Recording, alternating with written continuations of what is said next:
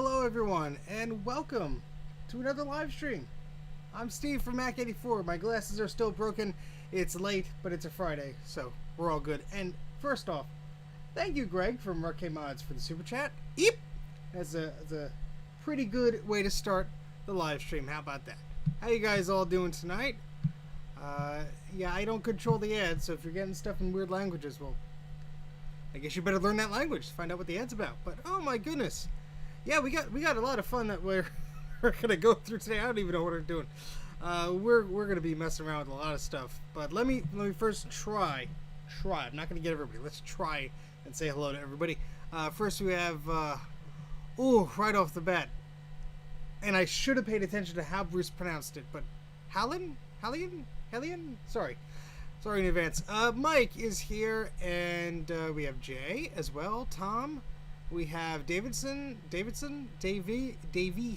Sorry. Hot Rod. We have who else? Sad Mac. Hello, Sad Mac. We have Greg Rucke from Rucke Mods, of course. We have Nick, and Matthew is here, and we have the lovely Dana and her photoshopping abilities. NK Morpheus, Tech City, and Chip, and another Greg clone. Okay, I'll try and remember that last time. No problem. Next time, no promises. Ashton, and we have Drake, and we have yeah. Do you still have a broken arm? My dad swears by the plastic welding stuff you get from Harbor Freight. Yeah, I have the piece right here.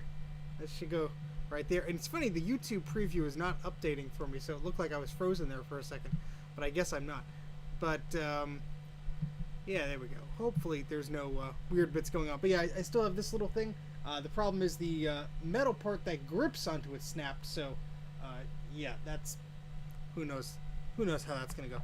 I'm doing pretty well. It's Friday night, so that means no work tomorrow. So yay! Get a little bit silly. So yes, this is a 12-inch PowerBook G3 in front of me, and this is, I don't even know what the speed of this thing is. I picked this up from that e-waste place back in July or June or whenever it was in summer. And what was it, 20 bucks, something like that? It's a crack in the plastic here, and it's a little rough around the edges, but it works. So the reason is I'm using this as a SCSI port on the back of it. So 233 megahertz with 64 megabytes of built-in memory, and we're running 9.2. I would have preferred 8.6, but whatever. All right, so oh yeah. Yeah, the iBook G3s are a bit special. Main Street, Wall Street, I forget, honestly. This does not have the bronze keyboard, if that helps you out. And it is curvy. I honestly forget. I get mixed up between them. Does it have cache? Let's see. Probably not, because it's the... oh no, it does have backside cache. 512 kilobytes of L2 cache, if that's what you want to find out, Greg. So there you go. Alright, so the iBooks aren't bad. I like the Thai books too, but alright, sweet. So first off, explaining a little bit what we're going to do today, and for the 18 people who are here right now, thank you for stopping by. The one thing that well, first off, I'm going to be visiting Mike tomorrow. Don't know the exact time. We said we were going to do a stream, but we might not get lazy. So just in case we get lazy and don't want to do anything, I'm going to do some stuff now. And Mike is like, oh, thank goodness. So what I am going to be doing is I recapped Mike's Macintosh Classic 2, and I got that all working. Now, the Classic 2 that I am giving him, I got from the same place I got this laptop, from that e-waste place in Brooklyn over the summer. And it needed recapping, but the screen works on it. The hard drive doesn't. So, I don't know if that's a good idea, but sure, I'll do that. And what I will do is I need to have something that might boot off of, because yeah, you can boot off of a floppy, but what's the fun of that? Now, I've been going through hard drives and I found one. It's only a 40 meg. It has System 7.01 on it, but we want to install System 7.1. That's what Mike requested, so that's what we're going to try and put on there. I think it has 4 megabytes of built-in memory on the logic board. Mike will correct me if I'm wrong. if he hasn't fallen asleep already. And so I'm preparing the hard drive. I did a backup of it. There was nothing critical on there. This hard drive actually comes from the Liberty Science Center in New Jersey. They used to have 4 Macintosh Classic 2 machines running this exhibit. And hey, Leo, hey, anybody else? Dana, hey, Dana. Bunch of people. All right. Yes, okay, yeah, I think it has 4 megs. But, yeah, so essentially what we're going to be doing is trying to install a system. But the hard drive came from those 4 Macintosh Classic machines that were from the Liberty Science Center exhibit. And I basically fixed up a laptop to give them, then that broke. The hard drive broke, actually. Then I fixed up a desktop to give them. They were supposed to develop a program on Arduino or something like that to, you know, use the serial port that these old Macs used and run that exhibit. That's been like since 2015. I don't think they ever did anything with it. So once that museum opens up again, I'm actually going to ask for my Mac back. They have a Centra 650 of mine. Not that I don't need it back or anything, but I want to just like make sure that, you know, I get it back and it's in working order. If they have that thing on all the time, like they probably do, I think the power supply is probably about to be dead in that machine. So yeah, that's what I've been thinking about here. But I am doing a installation basically. So what I am preparing right now is the hard drive, and let me take the tripod off of this. I don't have this set up through the video capture thing, so my apologies if this is going to be a bit, you know, just off the cuff, I guess. But what do I do with old Macs? I play around with them and I fix them. That's basically what I do, and I collect them, obviously. So yeah, this is a PowerBook G3, 233 megahertz, 12-inch model. That's why it has an extra thick bezel, running 9.2. And so what I have, yes, that's let's name the horse, because that came with the computer. It's fuzzy. It's fuzzy. Let's name the horse. We'll name it Clip Clop. I like that. Clip Clop. I'm gonna name it Crystal, after Crystal's Ponytails for the Sega Genesis, which is a favorite game of my wife's. That's a fuzzy. It's all right. It's Crystal Fuzzy Clip Clop. That's the name. Yeah, that's that horse sticker. I forgot all about it until you guys mentioned it because I just ignored it. But okay, so here's the hard drive. It's sitting in this enclosure. Now the lovely thing about this PowerBook is it has SCSI in it, and it has some other I/O in it, which is nice. Should only be named Epona. That could be a nickname. Horses can have many names. And so yeah, here's a weird enclosure that I have. It's you know, it's a little bit beat up, but it was free. So, but here's a 40 megabyte drive in there. Not the biggest, but you know what? It'll work fine for a Classic 2. And Mike says, you know, he could always put another drive in there, but I want to give it to him working with the drive. So if we end up playing around with it, we can.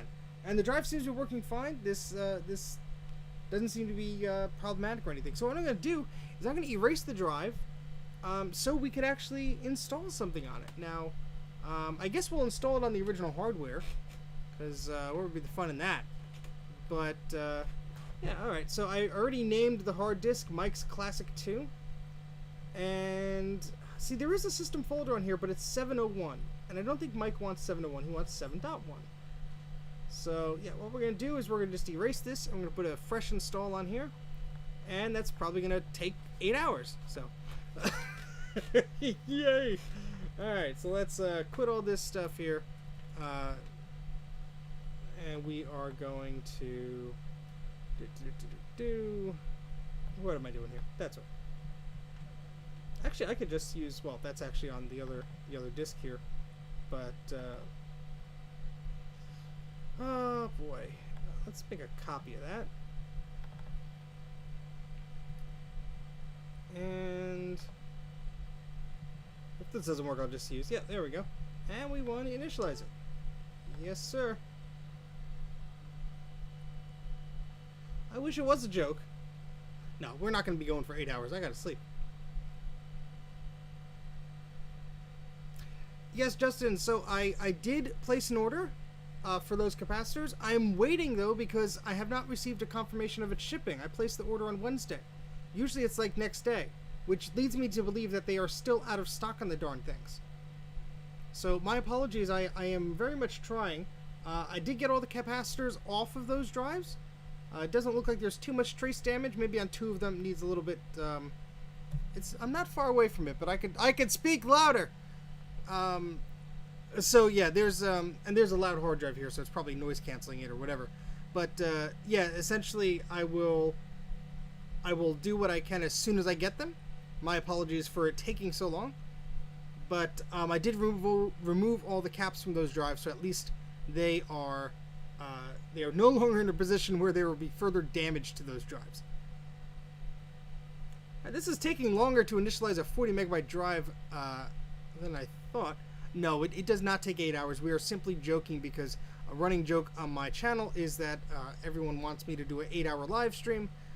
It should probably take under 20 minutes. If this wants to format the drive, maybe this will take 8 hours. How about that? So, yeah. You can install Windows on an old Mac via Virtual PC. Google that.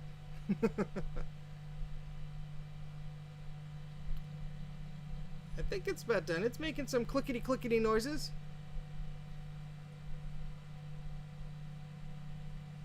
You could emulate Windows. You can't run Windows on a 68K or a PowerPC Mac.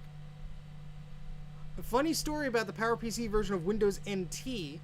I believe I actually witnessed that in person. There used to be a store called the Warner Brothers store. It was like a company store. It's kind of like a Disney store, but this is back in the 90s. There was a Warner Brothers store in New York. I'm visiting there with family, and there's a bunch of candy-colored iMacs. I think they were the Bondi blue ones. Yay! And yeah, they were all running Windows, and I'm like, what sorcery is this?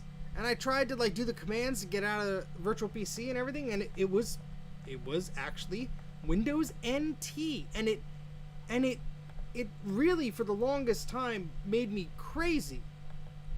And I was like, what? There was running Windows. I swear it wasn't emulated. I swear. And eventually I did figure out that yes, there was a PowerPC version of Windows NT. So, yeah, did not surprise me that a company got a bunch of Macs, had no idea what to do with them. Like, yeah, just shove Windows on here. Alright, so that drive is formatted. At least I think it is. Where the hell did all these files come from? Because they weren't... Oh, I see. I have the disk image there. Ah, okay. Alright, so we have the... I guess we could cheat out here and just do an install of just a drag and drop, but... We'll do that. We'll reserve that in case something goes horribly wrong. Horribly wrong. Alright. Yeah, I have no idea how they did it. I'm just guessing, unless they, really did something weird and was using Virtual PC or did something, but it was really responsive, it was snappy, which leads me to believe it wasn't Virtual PC. But again, I was just a kid. I can't go back to the store and ask them. That place is long gone.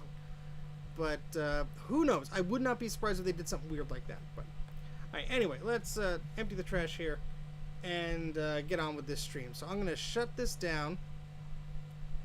Google is your friend, Tech City. I'm going to shut this down.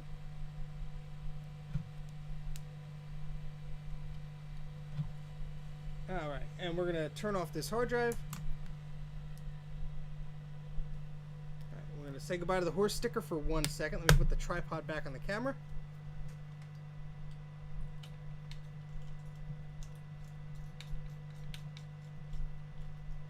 Okay, and now Mike's logic board for the Classic 2 is drying. It just came out of the ultrasonic cleaner. I was going to prepare a photo and put it on OBS and all that stuff. I was going to do that, but I didn't. So now I'm opening up my phone. And I'll just do the fast and cheap version here. Turn the brightness up.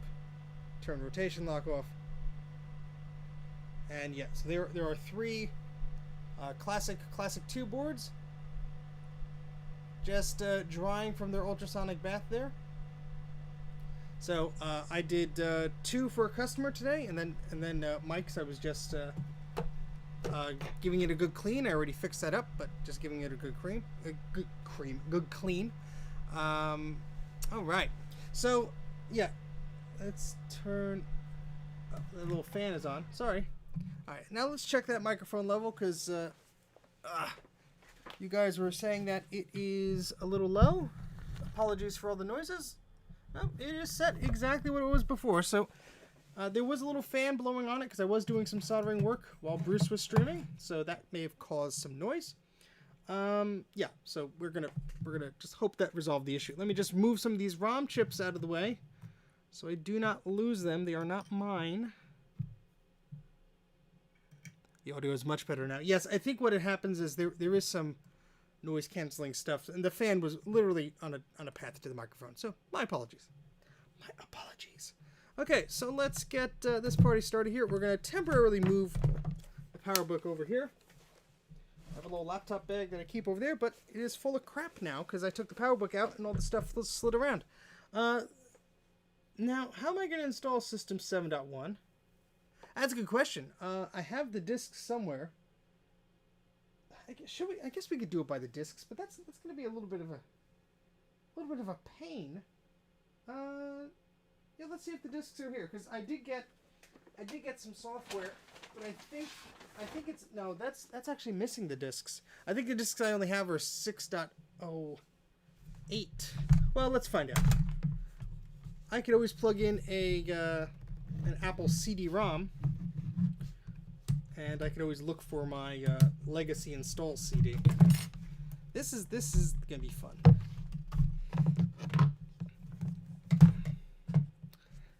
Okay, all right. So this is our hard drive here. We're gonna leave that over here for now, and I'm gonna bring the Classic 2 over here. So let me just stand up and block the camera while I grab this machine.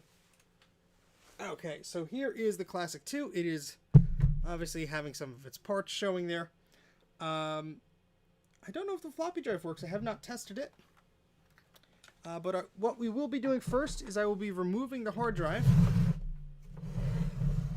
Oh, how are we going to do that?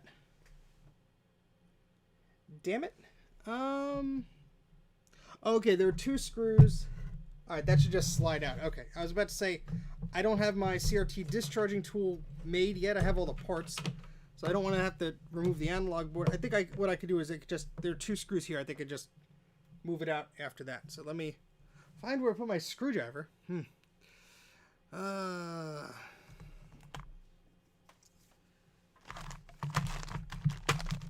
It was here.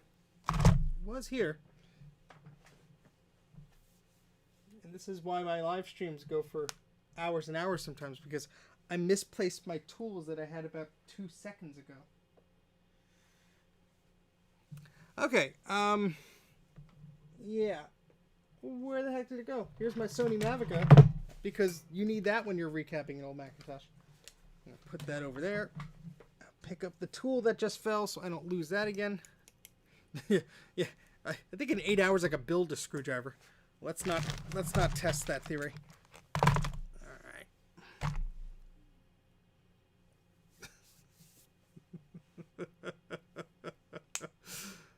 Yeah, I mean that's. I think that's just the way this week is going. You know.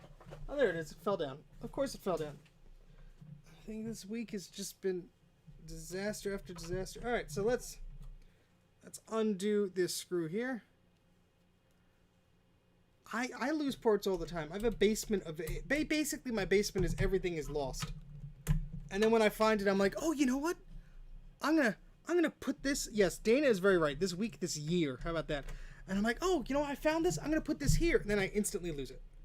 And then when I'm cleaning up, I find everything but the thing I'm looking for. My lost shoes, my old pair of glasses.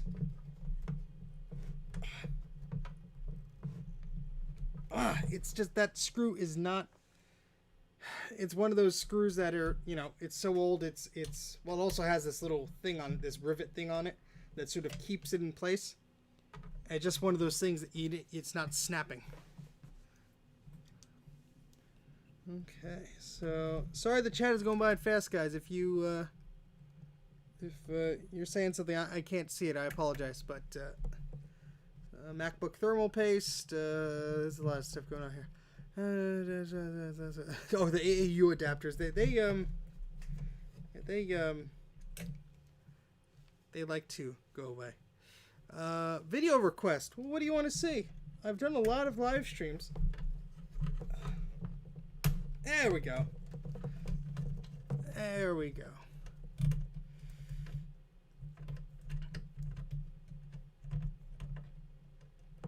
Let's be polite, guys.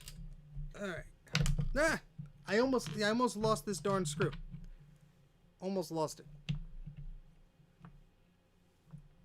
10% of your time is spent doing work, and 90% of the time is spent trying to find the tool. Why don't you send me an email, John, and we'll see if we can accommodate that. Mac84 TV, as in television. Mac84 TV at gmail.com. Now, full disclosure, I'm not going to be home this weekend. So, all right. All right. That's coming out, I think. Ah! That wasn't a shock. I just got... I got zinged. There was metal. Ow. Magnetic screwdriver. Yes. Yeah, that would be good. Yeah, if my head was attached, I would lose it also. They did make PS2 adapters for keyboards and stuff on a Mac. I don't have too much experience with them, but they made them. They exist. I just saw my tools. Here they are. Now, the hard drive power cable is kind of... the hard drive power cable is like clipped onto this hard drive. So I'm just prying it here so I don't have to touch anywhere near the neck of the CRT, because this CRT is not discharged. It is not discharged. This is an 80 megabyte hard drive, which is a shame because the stupid thing doesn't work. I have an ADB to PS2 adapter. It's also like a KVM type thingy. Very interesting type little thing, but yeah. All right. Yeah. So I have to take the drive out of here. There's this like interesting little, I guess it's like a heat shield type thing. And my OBS is. Let me refresh YouTube. Hold on. It's doing that thing where it says nobody's watching, but I know people are there because the chat is going. So it's. But I like just seeing the analytics and all that stuff, and it's a little silly sometimes. There we go. Maybe that'll do it. Anyway. Nope. Still says 0 viewers. Whatever. I don't care. All right. So all right. So yeah, I guess this is like a heat thing or something. I don't know. There's a term for it, and that's as far as I'm gonna go. Because when I make assumptions, I get 80 billion comments on the bottom of my videos going, "It's not actually the thing." And I'm like, that's nice. That information would have been helpful before, but that's nice. Okay, so we're just going to basically put this hard drive in this sled, and then we're going to put it back in there. Yeah, YouTube's been doing that for, it seems like ages since it worked. A long time now. So, I don't know what's going on with them. Don't know what's going on. It's the armor. Yeah. That's not actually the thing. Oh no! Here come the angry comments. Oh, jeez. These screws are just... Yeah, I see. I usually have like a bigger, heavier screwdriver for these things, because they do take a little bit of strength to do, but I don't think it might be magnetic shielding, but it's just a piece of metal, so I don't know how that would work. Tinkering with your Macintosh portable. I am envious. Very cool. Although maybe I shouldn't say that, because apparently I may have a Macintosh portable to repair coming my way soon, and maybe that'll be an ordeal. I've never touched one before, never messed with one before. But yeah, how is this coming off? There we go. Is dead. Ooh. All right. So I guess we're just transferring this weird shield thingy from one drive to the other, because yeah. Call the YouTube hotline. Thank you for reaching YouTube. Please call us back between the hours of 8 a.m. and 8:01 a.m. Thank you. And then they hang up.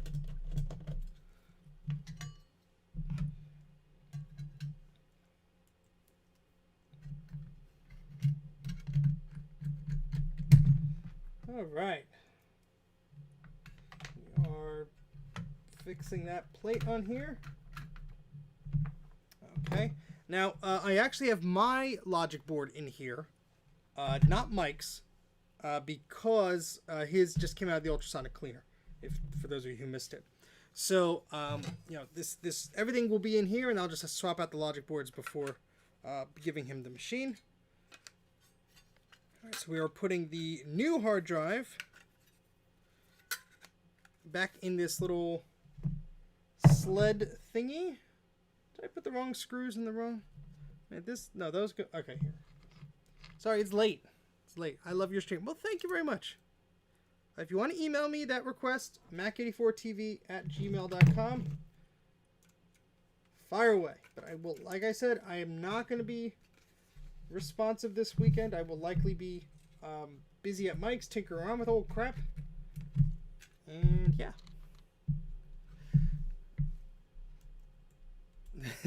No, the best customer service experience is when they say like, "Oh, our offices are closed," or "The line is busy. Would you like to hold?" And you say yes, and then like you're holding for 20 minutes and it goes, "Nobody's here right now," and then it doesn't even go to voicemail; it just cuts you off, so you have to call back and wait. It's like, yeah, thanks. A source for capacitors. Well, I prefer to use Mauser, but apparently some of them have been having. Some people, including Bruce and myself, have been having issues with some of the stuff just going out of stock, and it's a bit maddening because you want to order stuff and they don't got it. So depends on what I guess what you're looking for. All right.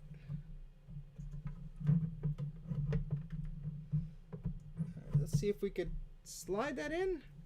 Is that? No, I think it's supposed to go. No, wait. I think that's it. All right, cool. All right. All right, thank you. I obviously can't check it now, but thank you for letting me know. All right. Now, the only thing Mike will need to procure is a PRAM battery. I do not have PRAM batteries, although there is enough room in this board. If Mike wants, I do have a AA battery holder. We could be real cheap and just shove the AA battery holder in there.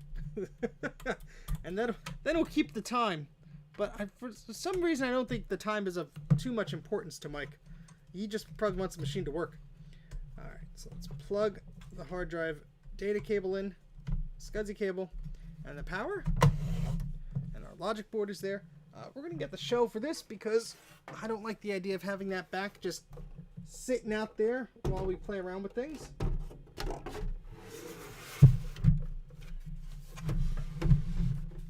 Because knowing me, I'll say, "Hey, everything's all good," and then I lift it up and I'll snap the neck of the CRT. All right.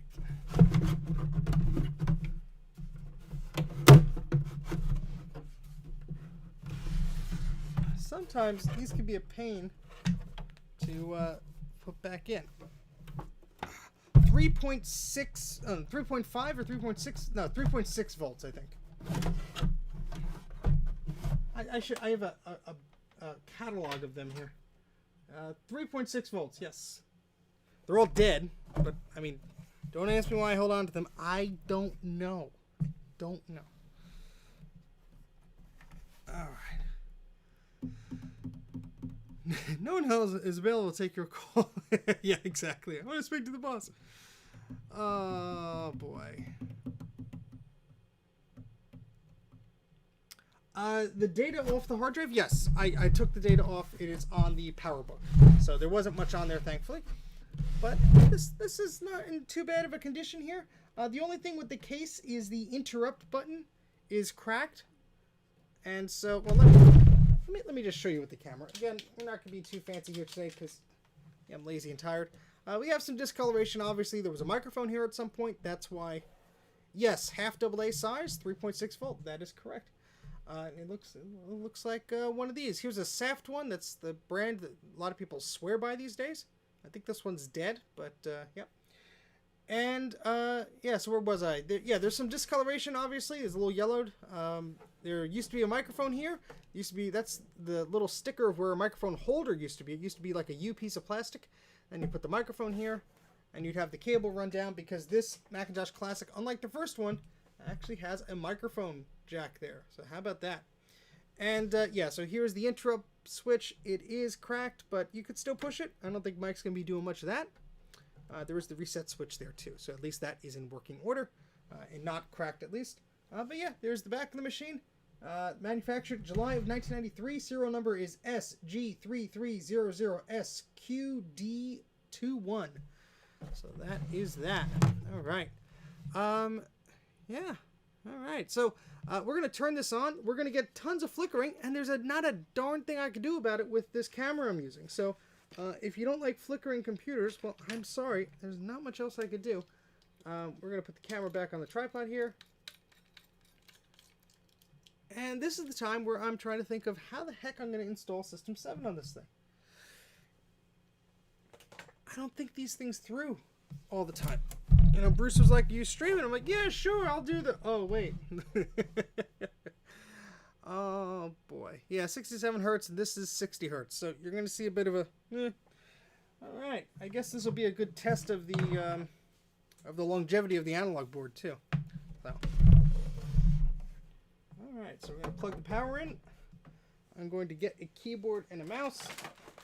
Now this is the same keyboard and mouse that I picked up from that e-waste pile where I got that G3 all-in-one, aka the Molar Mac. So it is a chunkier keyboard here, and it takes up a lot of space on the desk, but it's what I got, so that's what I'm going to be using right now. Okay. Desk is already cramped and full. Let's move the microscope back just a little bit here. That'll give me a little bit more room because there's this wooden platform that is on the desk, and I have to move that back. There we go. That's a little bit better. Just a little bit better. Okay, so again, like I said, the logic board in here is not Mike's, it is mine, but his is drying, so we're just going to use mine for now. And we should just boot up to... No, let's not make the microscope topple. And we should just be able to boot up from something. Now, the hard drive is blank. I do have my SCSI 2SD adapter, so we can just boot off of that. Oh, what did I just break? I heard a piece of plastic snap. What just broke? Nothing, right? No? Well, the pins are still... Yeah, I think it was just... Oh, it must have been just the clip on the side just making noise. Woo! Okay, Rominator will not work, I don't think. This doesn't have a ROM slot, does it? The SE30 does. I don't think this one does. If it does, I don't remember. My mind is mush these days, gentlemen. Alright, where is... I have another SCSI cable that will work for this. That is... somewhere. Oh, it was in this bag. Here it is. No worries, no worries. Please, I am the last person to be like, no, actually, this is the no, I don't. Please, no, thank you. What way is that to live your life?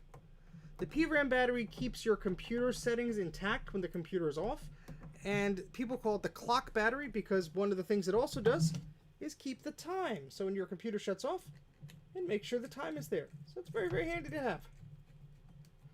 Okay, so we are going to eject this SD card from our SCSI 2SD adapter because that has System 6 on it, which will not work on this machine. It will work on the Classic 1, but not the Classic 2. And what else was I going to do?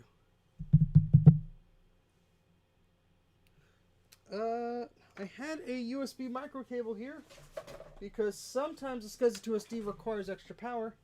I don't know where that one is, but I have this one, so whatever. The basement is the eater of cables. Bruce has capacitor fairies that steal his capacitors.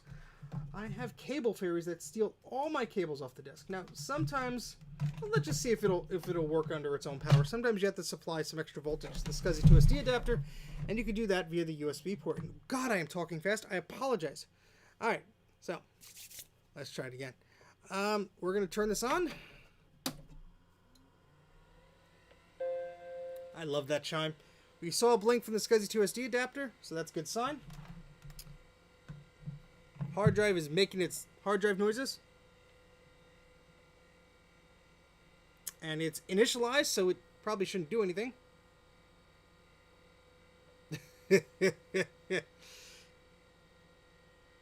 Yeah, speaker's on this side, so you probably didn't hear the chime too well.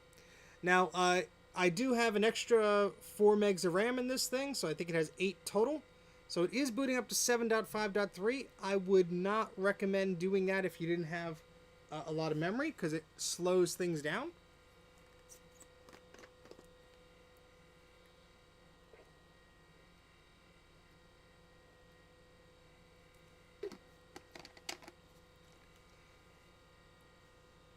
Yeah, I really do love how plug and play the SCSI 2 SD adapter can be on most machines. On some, you do need that extra power, but a special version of System 6. Now, Mike. Now that if well, Mac Tracker said it could run 701 was the earliest. So I don't know. Have you ever seen a Mac Alley keyboard branded Performance? No, I have not. I have Mac Alley keyboards, but yes, that good old quantum noise. This other quantum drive here is the 80 meg. I think it did work at one point. Jay gave it to me. He had an LC he rescued from the trash. And it didn't work. It just made a noise when it turned on and like a little click. So I did the little shake trick and it spun up, but very noisy and the speed varied a lot. And when I tried to mount it, it just said hardware error. So yeah, so System 7.5.3, a little sluggish to boot up here. And it's not the SCSI 2 SD's fault.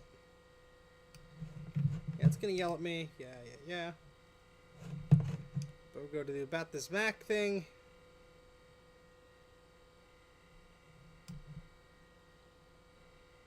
There we go. We have total memory of 10 megabytes. Built-in memory is 6. Oh, virtual memory? Really? Oh, this only has 2 megs on board. Only 2 on board? Really? I'm gonna have to look that up. I forget. I think it only has 2 megs on board? I never pronounce it as 7.5. That's just... Wow, how did I miss... I cannot type today. I cannot do anything today. This year, rather. Yeah, built-in memory, 2 megs. Alright. Alright, Mike. Well, I guess 7.1 is... but ship with 4. Okay. Yeah, I mean... Do you have any spare memory, Mike? Because unfortunately, all the ones I have are like 1 megs. That's not really going to help you too much. But anyway, I mean, 2 megs should be okay with 7.1? Let's check. Let's check the system requirements.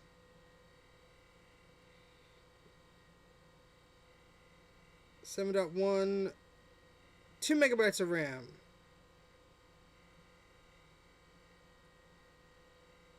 Or you need 10 megabytes with open transport. Good night, Tech City. Alright, so... Yeah, I mean, we'll install 7.1, I guess. You did, but see, I don't know where... Alright, this is what I will do. Jay gave me an LC2. I think it had memory in it. I'm gonna go up and check. I'm gonna stand up right now. Go to the back of the basement and check. If that has memory, I'll put it in here and you could have that. But I only have one set of 4 meg Sims, whatever you want to call them. I always get mixed up DIMM Sims. I've a pair of 2, so that equals 4. I used to have a big bucket of them, and I started putting them in machines and whatever. So open transport is for file sharing stuff. So yeah, I mean this has two 2 megabyte sims, so that works fine. So all right, yeah, let me just see what that LC has. I'll be right back. You guys talk amongst yourselves. What classic Mac do you have, or what compact Mac do you want? How about that? You guys discuss that. I'll be back in like 60 seconds.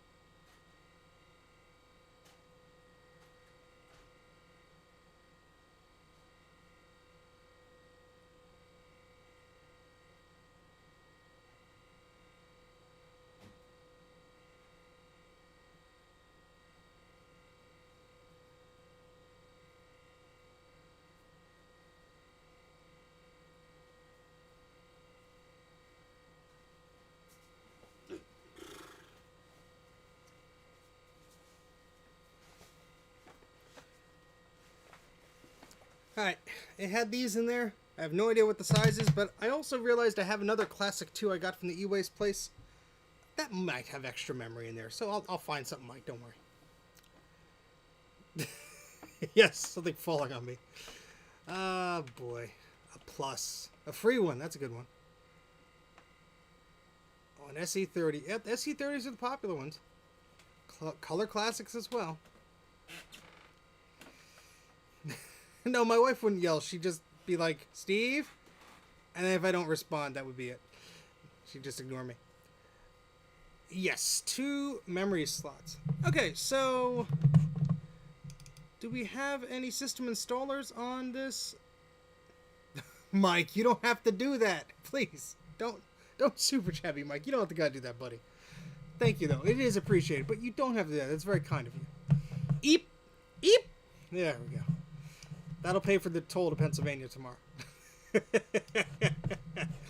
Alright, so yeah, I'm going to actually see what format this disc is in. Hopefully it's... Yeah, if it I hope that Mac didn't put macOS Extended on there. No, it did not. Okay, cool. Super chat! Fix your glasses. Thanks. I got an appointment for Monday.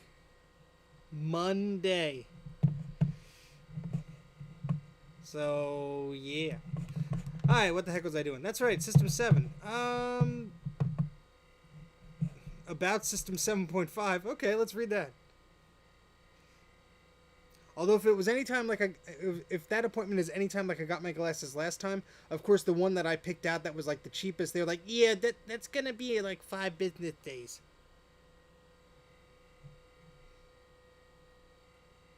It's taking a while to load this text file. That can't be good. Yeah, it sounds like the tolls here in New Jersey. If I go to visit my family across state, it's like $18. So it's fun times. And if I don't take the cheap roads, it's an extra $1.90 on top of that. Yeah, John, I'll check the email. I obviously can't do it now. Alright, so, yep. Reading text. Okay, it's a heavy readme file, man. Yeah, these are futuristic glasses. You don't need the thing on this side because they broke off. Alright, yeah, $18. $18. Alright, yeah, these Sims have a date of 1994 on them, so I will put those over here and try not to lose them. With my luck, they'll be 1 megabyte each. Alright, New Jersey needs no money because no, they need money now because the previous corrupt peoples who ran the state were corrupt. Okay, so yeah, let's get back on track here. Let's look at my desktop files here. I thought I had some disk images on here. Now that disk image has System 6 on it. So yeah, I think we're going to have to whip out some floppy disks here. Now, I do have System 6. That's not going to do it. So, let's see. I have that Apple Legacy CD we could do. But let's see if the floppy disk drive works on this, because I really haven't tested it. So, let's an IBM disk. It's not going to be happy with that. Yeah, where's my System 7 disk? I'm not going to boot off. I'm just going to read it. Oh, Mike. I somehow managed to grab... I was just looking at... How did I grab the wrong... There it is. It's under here.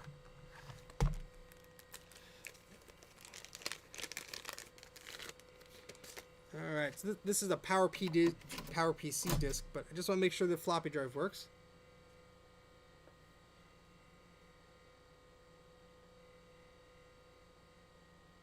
It would help if we probably plug the floppy drive into the logic board.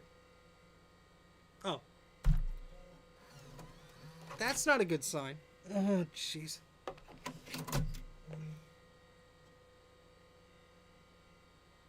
It's probably dirty.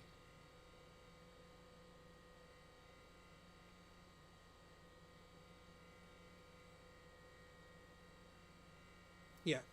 Well,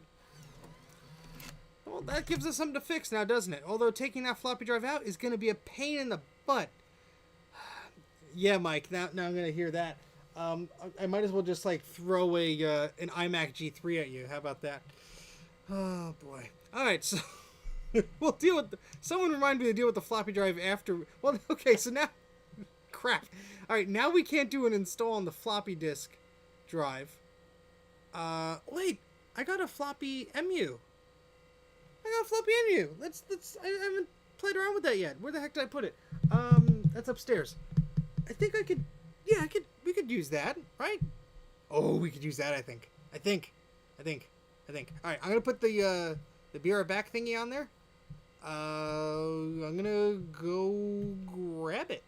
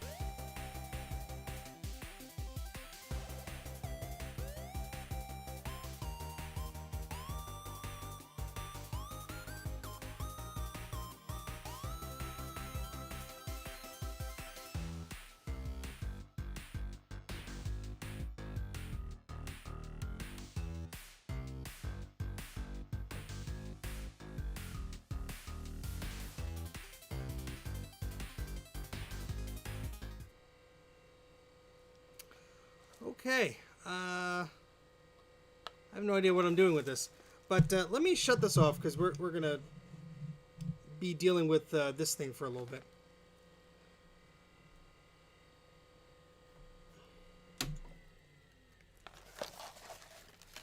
All right.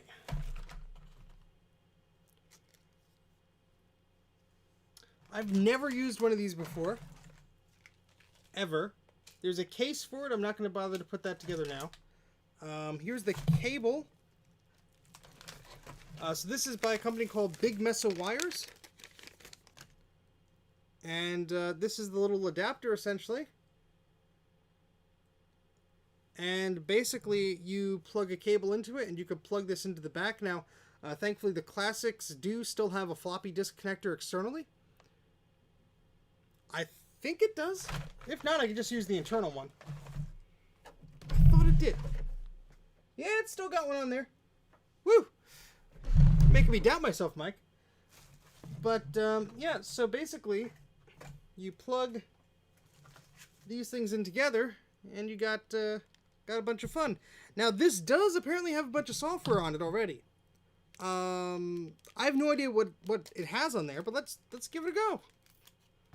This is literally me playing around with it for the first time. It's still in the packaging here. We got a little 4 GB micro SD card. I like the branded Big Mesa Wires SD card. It says vintage software on there. Very, very cool. Very nice touch.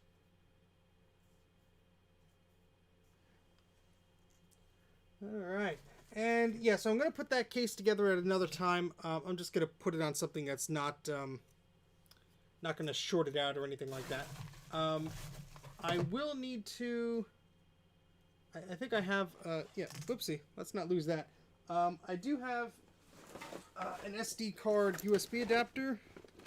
This is my magic murder bag. No, this is this is my bag full of floppies and SCSI to SD and PowerBook adapters and hard drives and whatnot. SCSI terminators.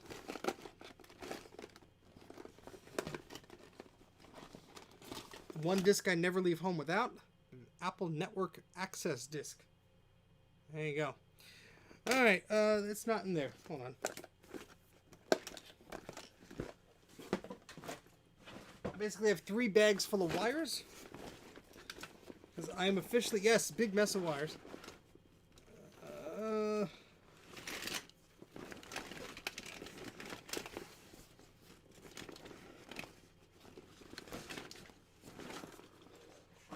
That's the one thing this, oh, here it is. Of course, it's in the other bag. All right, so let me plug this in to, I have to plug this into a vintage Mac here. Otherwise, it's not going to be able to write the older file system stuff to it. So let's plug that into there and plug that in here. There we go. And let's try and remember which machine that Mac Mini is. So is that the G4 one? Yeah, it's a Leopard one. All right, let's connect to that via VNC. Guys, you got to behave in the chat here, otherwise the moderators will boot you, and there's nothing I can do about it. No amount of pleading will bring you back. They control that stuff, not me. So behave yourselves. All right, so let me make a backup of this disk image here.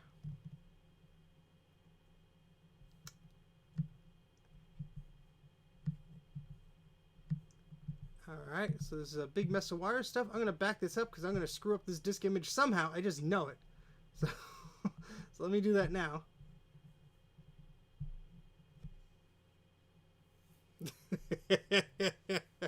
No, Mike, I'm not going to boot you. Mike crashed on boot. Alright, so while this makes the image up there, I'm just curious what's on here. Oh, well, it unmounted it, so I can't see what's on there. But that's going to... It looked like it had some Apple II stuff on there. Obviously, that's mainly what the device is made for, but you can use Mac stuff on it. So the idea is, and again, this is a little silly, but what I can do is put the disk images for System 7.1 on there and use that to install System 7.1 on the hard drive. So that's what we're going to be trying to do. For those of you who missed it, this Macintosh Classic 2 is Mike's of Mike's Mac Shack. And if my cursor will actually appear on the screen here, there we go. I actually want to give a shout out to Mike from Mike's Mac Shack because I'm going to be seeing him sometime tomorrow, and we're going to be hanging out doing whatever the heck we do. And what's nice about that is I get to give this computer to him. So that's why I am making sure that this machine is at least bootable in some sense of the way. So be sure you go to Mike's Mac Shack. Make sure you go and subscribe to his channel if you haven't done so already. He has some great content. He doesn't do just Mac stuff. He has some IBMs, which are really neat. He had a libretto by, what is it, Toshiba that I lent him. And we'll be playing around with that for a while. Eep over. Oh boy. No, I don't think that'd be a good idea. Yeah, so, yeah, I see your comment about the firmware. I'm not sure. I just bought the thing. I just bought it. Just arrived like a few days ago. So hopefully it's already updated. But, yeah, I'm not erasing the Apple II stuff. That's why I'm making a backup of the disk. Just in case I screw something up, I can restore it. But yeah, so this Mac here, I keep wanting to say Mike. This mic is going to Mac. No, this Mac is going to Mike. And so that's why I want to get that up and running there. So just a heads up, we'll probably be streaming from either my channel or his channel. I don't know if we're even gonna. We get lazy. So last live stream we did, it was fun, but it went for like 6 hours and 2 hours. This was like a lunch break. So, all right. So yeah, this is just copying that SD card there. I have the disk images for System 7 already on that Mac, so I can always transfer those to that. and then we could do the install. Let's look at this cable here.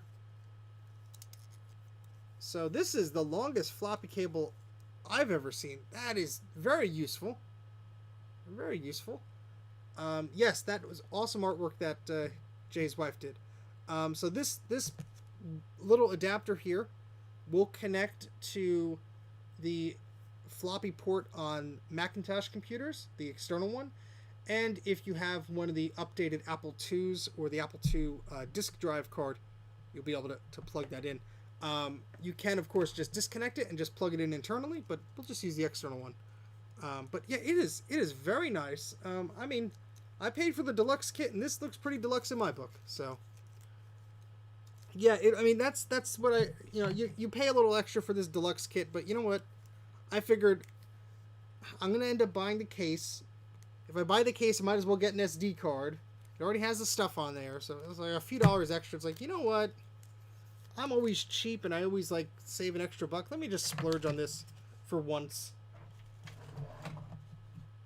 And it's a really neat little device. I'm not going to put the case together now, but with that, you can plug in an internal floppy externally. I suppose you could do that with an adapter. This adapter won't let you do that, I don't believe.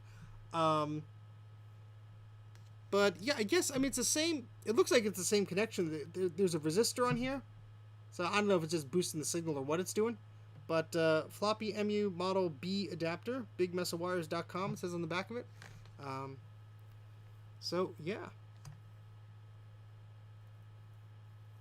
If I say that, am I going to turn into a frog or something? I'm a little worried. Just a little bit.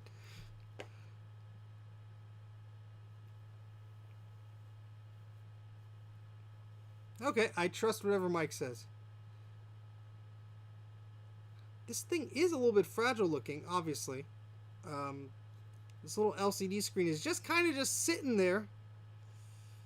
It's a little concerning, so I'm going to be extra careful. I'm not going to break this, hopefully. Okay, well, you know, that's sort of how Apple's stuff was. The Apple IIs were that's just how they were. All right, let's look on this Big Mess of Wires disk image here and see what it has. Macintosh stuff. Apps, games. Oh, system disks. Here we go. Maybe it already has what we want.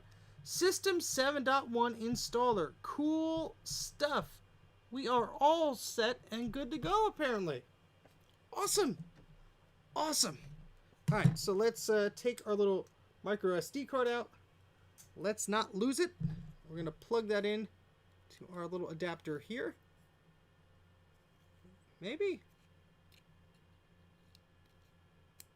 It's a little stiff. I guess maybe it's never been used before. I guess that's why. We will plug our floppy cable like that. And I'm going to just smash things with my feet because I'm clumsy. Okay, and we are going to plug this into the back of the machine. I'm going to unplug the SCSI2SD adapter because we hopefully don't need it.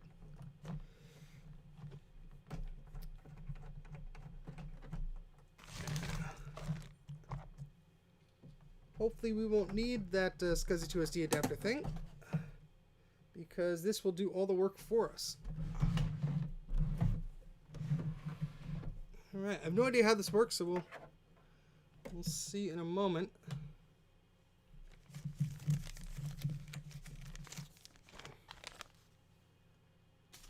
Alright.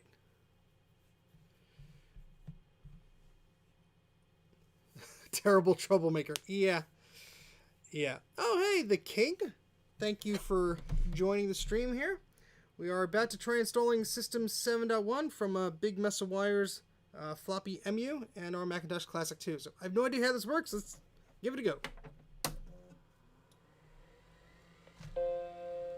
Alright, so Apple II mode. Alright, so what do we have to do? There's a little screen on this, so...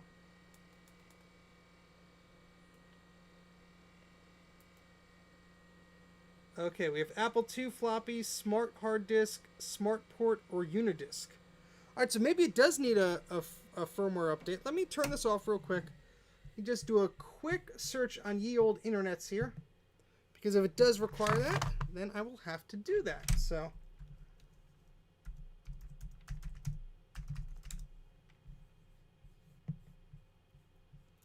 that stinks that yours is defective. That's not fun.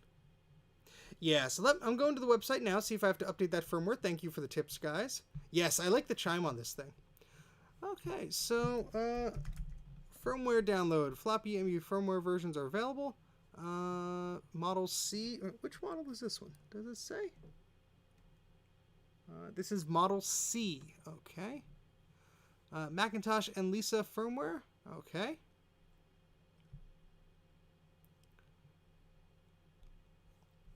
Okay, we just downloaded the firmware. I have no idea how to install it. I have no idea how to install the thing. Oh boy, I have no idea how to install that. So we're going to try and figure that out. We are working on this Macintosh Classic 2 that I'm giving to my friend Mike from Mike's Mac Shack. And what we're going to be doing is installing a fresh new system on the hard drive there because the hard drive has been wiped. And let's see if this firmware has any instructions. README. Yes, it does. Thankfully. All right. Setup. Copy to the root. Okay. That should be too bad. That shouldn't be too bad. Where'd that adapter? There it is. Adapter go. Keyboard stack. I am very bad at just stacking things on top of keyboards, and then I hear like the Mac go brrr, like it's doing like the startup, not startup, the error noise, and it just keeps repeating itself. All right, so let's go here, and oh, that's right, I'm on a I'm on a different system here. All right, so I just had to drag and drop that firmware across the network here. Hold, please. Oh, it's doing that thing again. Every once in a while, this thing just breaks. It doesn't like it. Apparently, you can emulate an HD20 drive with the floppy. Yeah, that's there's an option on there. I just don't know if that's the updated firmware on this thing. So I'm just gonna try it with the updated firmware. I'm gonna assume I need it. I'll find out in a moment, I guess. Well, let's see. In the root of this, what's the firmware name? Firmware is. Oh, it's like it like hides itself, I guess, after it. Part 1, firmware download. Hold down the next part 2. These are not the same buttons as part 1. Okay, so it's like a 2-step process here. You have no idea where you put it. It sounds like that sounds like what I do. I almost lost the darn thing. I just got the darn thing. So yeah, that's. I remember like where I had it. I'm like, oh, I had that. And where did I put it? I don't know. All right, so we are connecting here. Are you serious? No.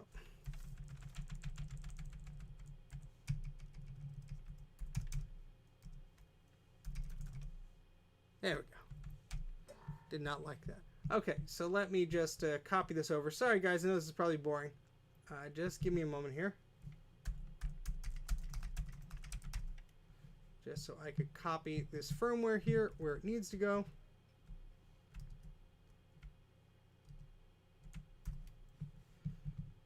And then we will be cooking with gas.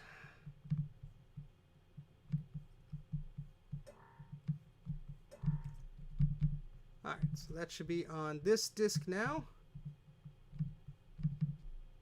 So I have to put that into the root directory here.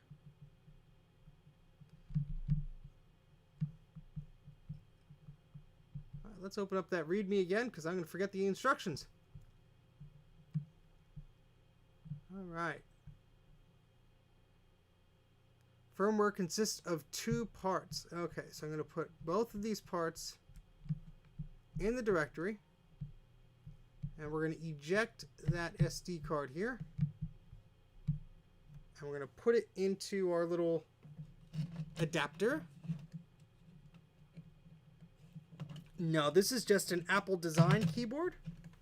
This came with the, well, it didn't come with it. I found it at the e-waste dump where I found the G3 all-in-one. So I believe this is the mouse doesn't match. The mouse is from somewhere else. The mouse did match. I just moved it. It's over here.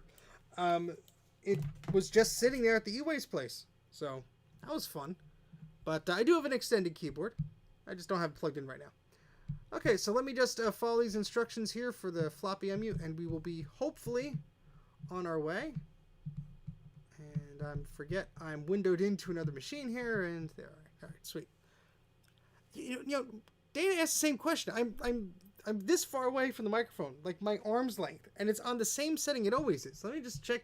OBS didn't reset anything. There, I boosted it a little bit. How does that sound?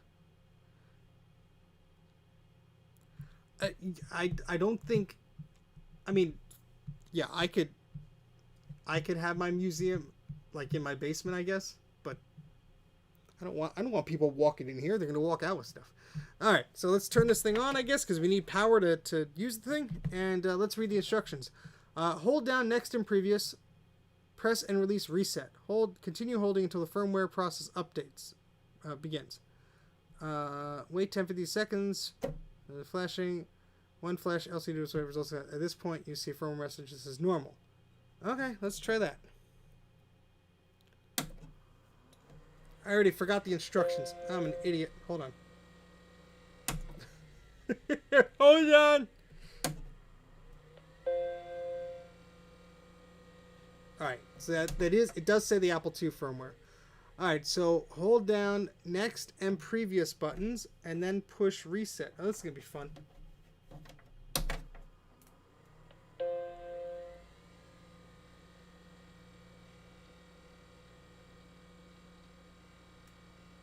It says updating CPLD, please wait.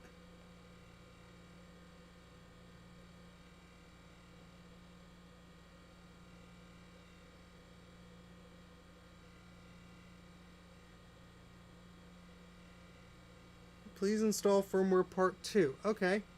So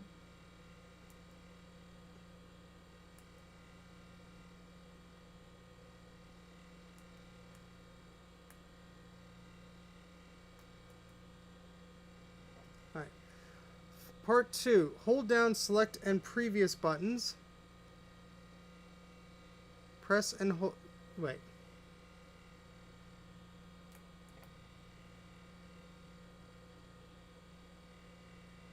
Okay, I think it's, I don't know.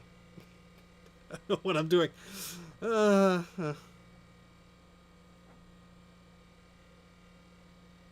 Rebuilt success. Please install firmware part 2.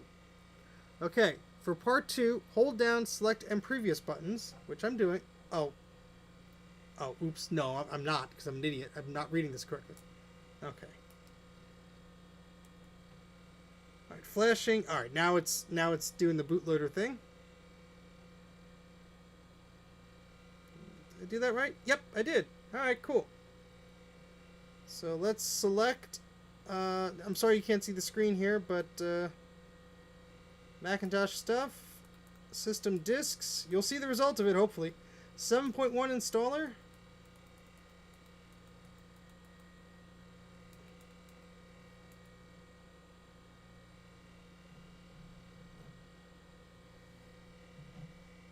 Is that it?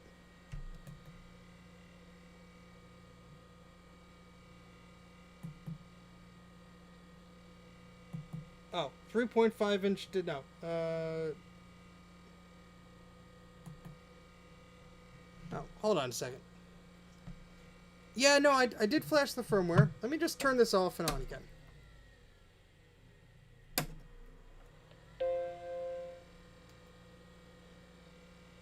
Macintosh floppy. Default mode saved. Turn off computer. Okay. Sorry, Mike. Hey, David. Welcome to the party.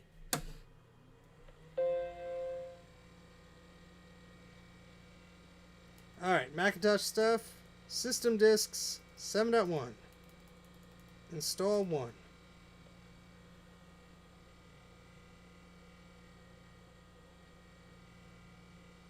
There we go. We got a happy Mac. How about that? It's actually working. Sweet.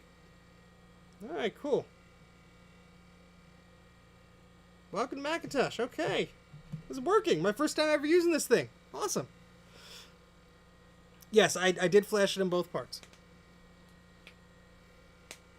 because obviously it's working now. All right, yeah, sorry about that, guys. I was just tinkering around with this thing. I have no idea how we're gonna switch discs. Yes, I do have to do some custom smileys there. That's gonna take me a while to figure out.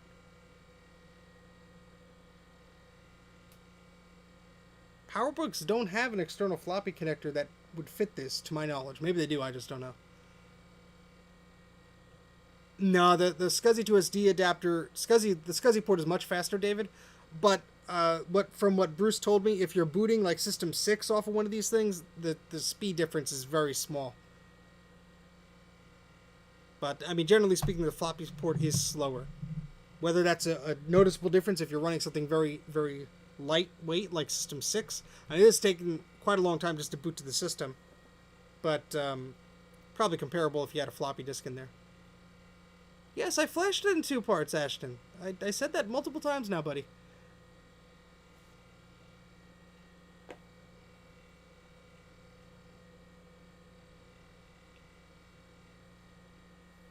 Alright, so we're just waiting. It's still booting there. It says it's reading track 2 of side 1. There we go. Welcome to the Apple installer. It might be emulating the speed of a real floppy drive. That's a good question. I mean, it's just an emulator. I don't think... No, this Mac can't run AUX, but... Alright, select the disk. There we go. Mike's Classic 2. Alright, so Mike, what do you want here? You want all the printing software and all the file sharing software? I guess. Guess we'll go for everything, right? Go for broke.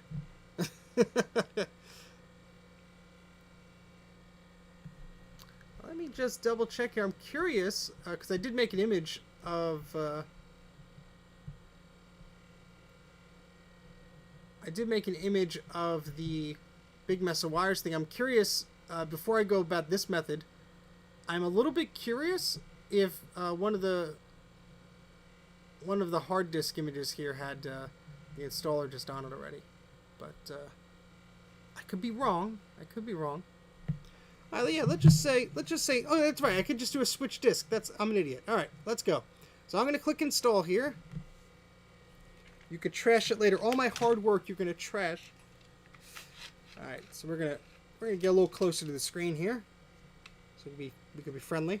All right, so yeah. Well, I guess you could do a local talk network to your other Macs to transfer files or something there, Mike. Once you get the floppy drive working, that won't be as much of a need. But yeah, let's just click install. All right, there we go. I haven't done one of these in a while, and we don't have to swap any disks. So that's nice. Preparing to install. So this is going to get real boring, folks. I'm just just warning you, this is going to take a little while. So, yeah.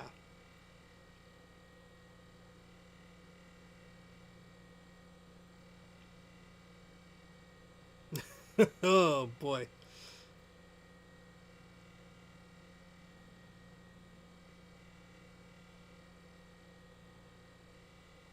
Yes, I have plenty of those phone net adapters that Adrian had on his channel. They are very helpful. I have tons of them. There you go, Mike. It won't be that slow. I'm sure you have a serial cable sitting around. All right. Well, we only have 5 total disks to go through here, so hopefully that won't be too bad. But it's reading the system file now. Yeah, I could actually go grab one of those adapters. Let me, while this is doing that, I'll do a bit of a show and tell.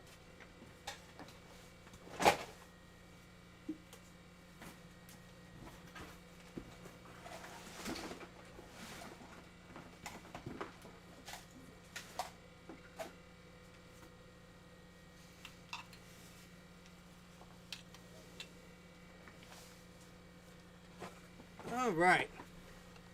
So yeah, these are now Farallon invented this. So when I say these are Farallon phone net adapters, even if it's not manufactured by Farallon, that's what I'm referring to. I did feature these briefly in my iMac video, but basically you just need to be careful of a few things here. So the whole reason behind this is Apple had their own local talk cable system designed for their laser writers and their whole network thing. But those cables were proprietary and they were expensive, and those cables were not classified to be, fire retardant and installed inside of buildings between walls and stuff like that. So Farallon came out with this phone net solution, which allows you to use just regular RJ11 phone jack cables. And the beauty behind this also is these would use usually the two lines that you would normally not need to use on a telephone system. So people would be able to install these into an existing telephone network in an office. So if your office was already wired for telephones, you would just need like a splitter or whatever, plug it right into here, and boom, you had your entire office system plugged in to a network, and you didn't have to run any additional wires. So back in the day, this was cool. Now, you needed a secondary jack on the other side of the other Mac, because on this side is your DB Mini 8 serial port that Apple used on most of their Macs ever since the Macintosh Plus. And then you have the phone jacks on the other side. Now, this little doohickey thing here is just an RJ11 plastic connector end with a little resistor in there. And that is there to terminate the end that is not being used. Apple's cable system had built-in termination, but it was proprietary. So this was their way of terminating. Very cheap and effectively. Just a little resistor between the first and the last pin of the phone port there. So very cool. So essentially you have, say, 2 of these adapters or 3 of these adapters, and you have phone lines running all through them, and you can network them. Now this one is not a Farallon one. This is a Belkin one, and they called it QuickNet, Q-U-I-K. And you can see it's a little bit bulkier than Farallon's, but not by much. The very same idea. There were tons of these things made. Tons. By tons of people. They did have routers and switch type things called, what were they? Star Max or Star... What basically, it made the network like a star shape thing. Like the actual design of the network was sort of like a spoke wheel or whatever, where you could have multiple connections. Those things are getting hard to find. I don't think I'd ever invest in one of those because, you can just use one of these adapters. It'd be fine by me. I'm not going to plug into like 50 machines at once. I'm not that crazy. But these are great in a pinch, but you can just use if you're connecting one Mac to the other. That's what it was. Thank you. You can connect these things. You can connect a Mac to another Mac with just a single regular serial cable, the same type you would use on a printer. Just a serial to serial cable like this. If you're just going from one machine to the other, you could just use one of those. Simplest network ever. In fact, I think the PowerBook Duo was featured on an Apple advertisement, and they were like, it's the first network made at 30,000 feet or whatever, because they were doing it on an airplane. They had fun commercials back then. It was still on disc 1. Oh my goodness. Oh my goodness.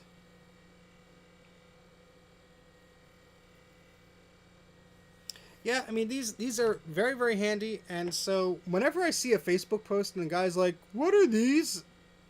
You can have them for the cost of shipping. I usually message the person because, I mean, yeah, I probably have a dozen of them, but at this point, it's not hard to, it's not a bad idea. Just to have a few of them. All right, so it's building the system file. This is the longest part, I think, but. Right, and the fonts into there and all that stuff. Again, this machine is not too quick. This is, yes, exactly, Dana. You exactly hit the nail on the head there. Oh, nice. This actually detected that this Mac ejected the disk. So I'm back to the little screen here. You guys can't see it, but I'm just going to select the install disk, and it acts like it's mounted and everything. That's pretty neat. Very, very intuitive. Yeah, so this is a 16 megahertz bus but it has a 32 megahertz, 32-bit processor, but it's on a 16-bit bus. That's what I meant to say. So, intentionally slowed down by Apple, because this was the low-cost model. Gotta love it, guys. Gotta love it. And of course, I'm being sarcastic. Alright, Tidbits. Install Tidbits. And I do have a t-shirt. On, I'll bring up the website, because we're not doing much right now. It's on teespring.com. No, I spelled it incorrectly. I keep spelling it incorrectly.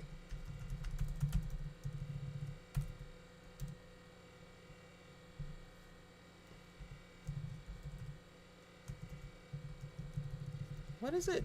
I can't find my own stupid site. Oh, there we go. I'm sorry, I'm an idiot. There we go. Alright, so let me paste this here. So I have some t-shirts there.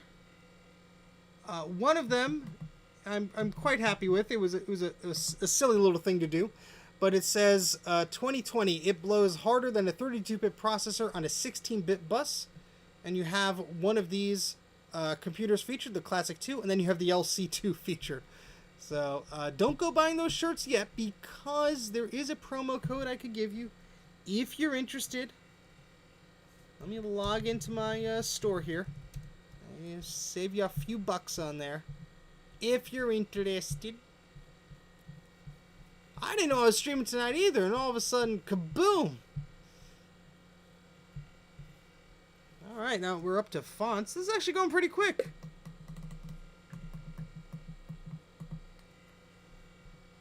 Alright, so let me just go to close all these ads that are coming up. Go away! Alright, and yeah, let's see. We have alright, so if you use the discount code CLASSIC, you save a whopping $5 on your shirt. So if you want to use the promo code CLASSIC, that I'll be putting in the chat here. If you want to do that, no pressure. I'm not saying you got to buy the shirt or anything. I'm just saying, if you're interested, there you go. If you are a Patreon supporter, you do get a steeper discount. Just a full disclosure there. But yeah, there you go. All right, cool. So this is installing the last disc here. So we're what an hour? It only took us an hour and a half to get to this point. How about that? But oh boy. How do you feel about the tactile Quad Pro mechanical keyboards are meant to be? You know, I've never used them, so I can't really comment on them. I mean, I think it's an interesting concept, but I think the shirts that I have there. Now they don't always have them in stock, but I think they run up to 5XL. But they might not always have them in stock, unfortunately. I did have to contact them, and I think only certain colors they're in stock right now. So, unfortunately. No, we're not installing over local talk. That would be a different kind of a pain in the butt. But we are installing using a floppy EMU, which is the first time I've ever been using one. So it's really cool. I'm very glad it works. Ah, I see. Yeah, I'm sorry about that. Some of the shirts, I think they had 6, but I'm not sure. I'd have to get back to you on that. But they do have other things. I'm looking into. You know, I don't like just putting like merch on there and just expecting people to buy it or anything like that. Yes, from Big Mess of Wires. That's correct, Dana. What I do like to do is just sort of like see what comes to me, and I'm like, oh, you know what, I could do a shirt or a bag or something like that. I don't think they have mouse pads, because that would be neat. Yeah, Dana, I really suggest you get one. And while you're on the site, because you're going to be paying for shipping anyway, get yourself a Raminator. If you have a 2SI, or if you're going to get an SC30, might as well pick one up now. They are pretty cool. Oh yeah, local talk installs, you could do them, but not ideal. Alright, so our installation, wow, that was a weird way to say it, was successful. I didn't know it went to that right away. If you wish, I've never seen that screen before. If you wish to continue using the Macintosh, press restart. If not, shut down. Yeah, let's shut it down. But it's not going to shut down. Yeah, exactly. It's just going to go there. All right, so let's boot this thing up again. And it should boot from the hard drive, because that's where we just installed the system software.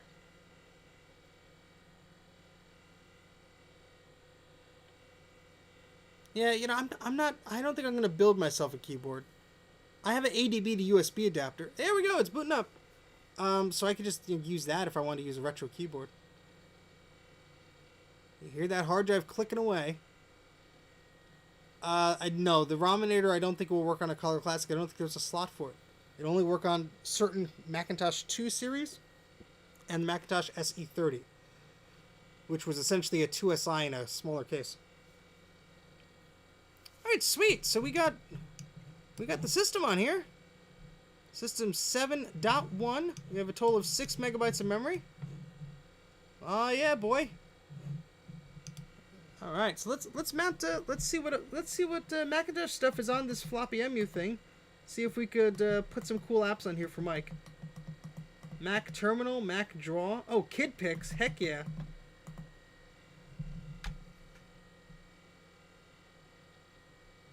Ah, there it goes. It just pops up on the... That is so cool. It just pops up on the desktop here. All right. So we got Kid Pics 1.2. Let's make an applications folder here. Surprised Teach Text is the only thing on here. I wonder why Simple Text isn't. Maybe because it was introduced afterwards and I'm getting my things mixed up.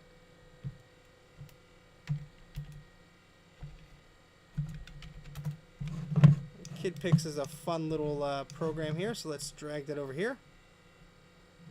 Well, Mike, you tell me what you want. I'll put it on here. I'll bring this with me. We could do it then, but it's a little doodling program. It's fun.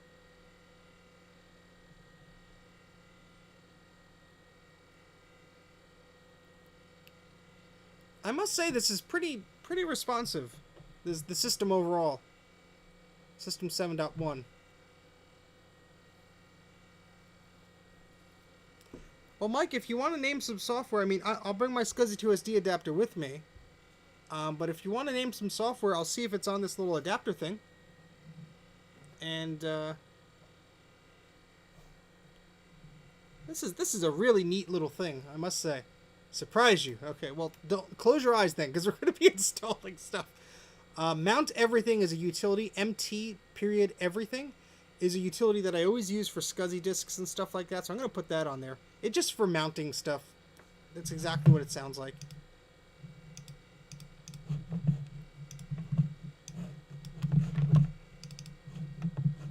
Let's go in the system folder.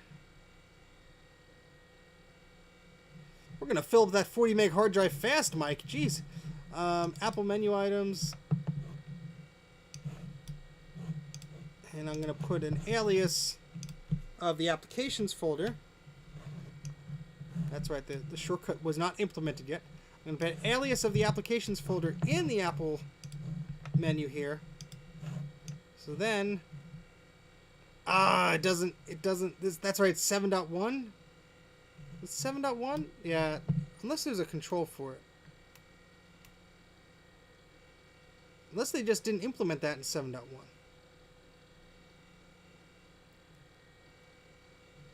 Let's see, general controls. Maybe it's under general controls. Menu blinking. No, I guess not. Yeah, I'll throw a few cool things on here.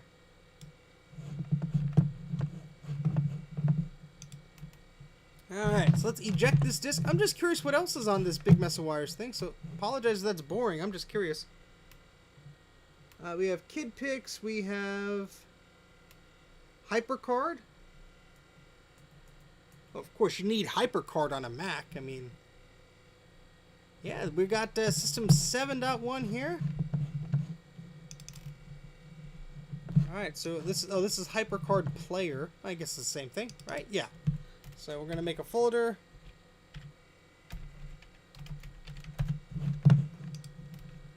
copy all that stuff up. All the stacks. There you go, Dana. One of us. One of us. HyperCard was basically like you could make it was kind of like an interactive slide deck / whatever the heck. You could do whatever you wanted in HyperCard. It was like a programming thing, but you had a canvas. I'm describing it terribly, and the founders of the Macintosh system are gonna kill me. But if you have enough memory, system 7.5 is okay, but really 7.1 is gonna run much smoother than 7.5. Unless you had like a Quadra or a pretty speedy LC, I would say 7.1 is probably best. I mean, the lower the system, like usually the system that shipped with the machine is going to be the fastest. I mean, you load system 6 on like a Mac 2 or an SE and it flies. It absolutely flies. Alright, so we did that. Let's trash that. I'm just curious what else is on here. I'm not going to go too crazy. Oh, fetch. Well, we don't have a network card installed, but I'm going to load that just in case Mike ever gets crazy and starts a dial-up network of some kind. Is this an installer or a program?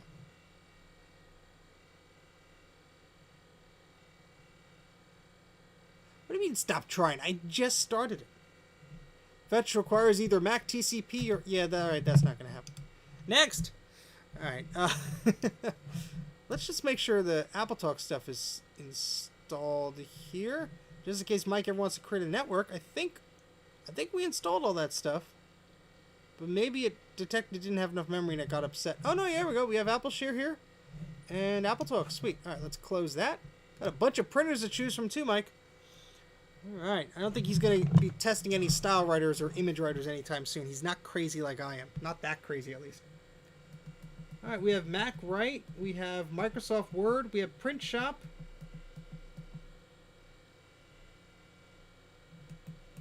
Oh, what is Pyro? I think that's a screensaver. Yeah, it is. There we go. Read me first. Alright, I will read you because I have no idea what the heck I'm doing.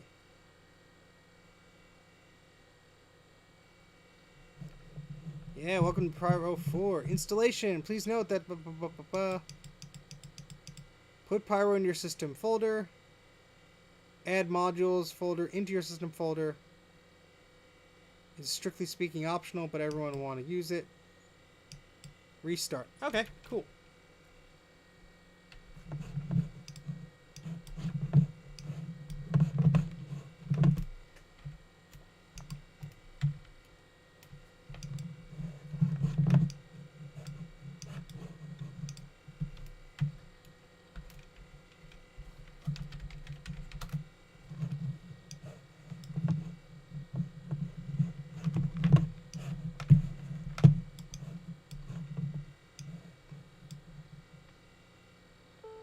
Beep.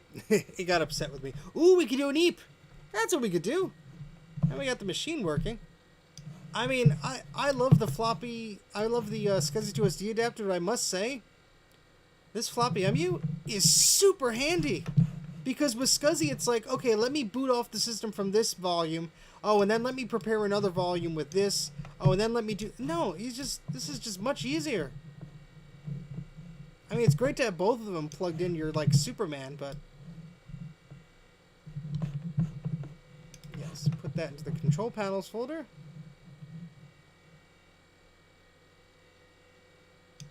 Ah, Super Clock was a good one. That's not on here, though, but I'm sure Mike will be adding his own goodies to this.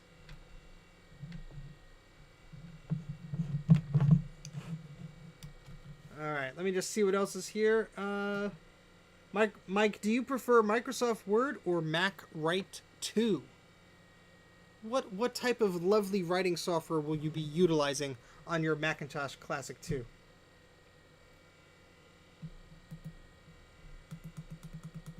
And just in case you get crazy with the serial port, I'm going to install Mac Terminal on here.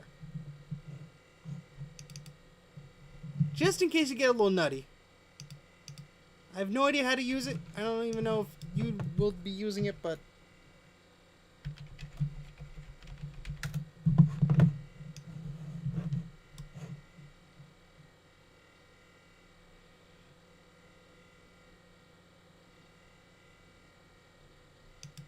Mac Write 2 it is.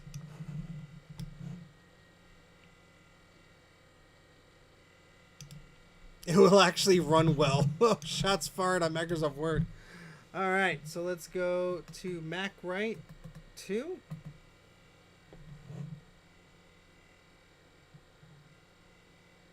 Oh, thank you, David. Yes, I look forward to it as well. Alright, so... clean up window. And sorry you can't see this perfectly, guys. The camera tripod is kind of far away, so... it looks like I just have to copy this stuff to a folder. There you go, Mike. I'm giving you ideas. Alright, so let's copy Mac Write onto here. Yeah, these are like boot up disks, so I'm just going to copy the application. Hopefully this will work. Well, I'll be able to test it. Yeah, it's not flickering too bad. This might be for System 6, though. Ah, yeah. Error type 2. Boo! Alright, well, let's try Microsoft Word.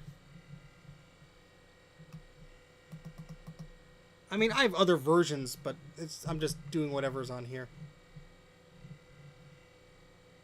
Yes, I have a list of things to bring, don't worry.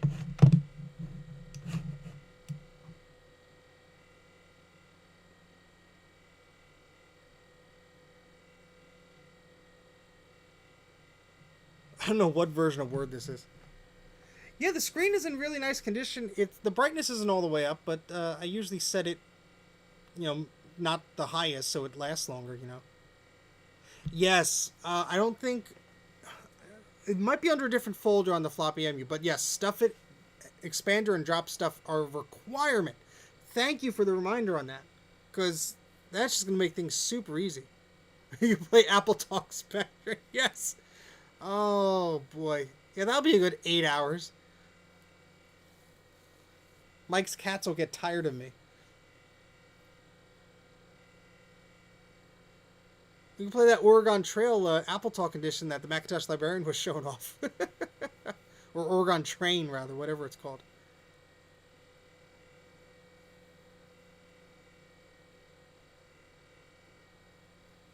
Oh, yes, the catch-22 of getting Stuff It installed from a .sit file that you downloaded off the internet. You have nothing to expand it with because you just trying to install it.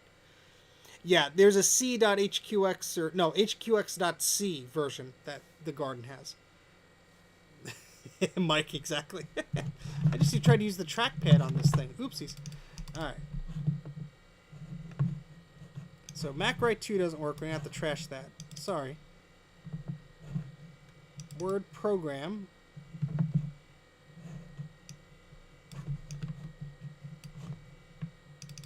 Let's see what version this is.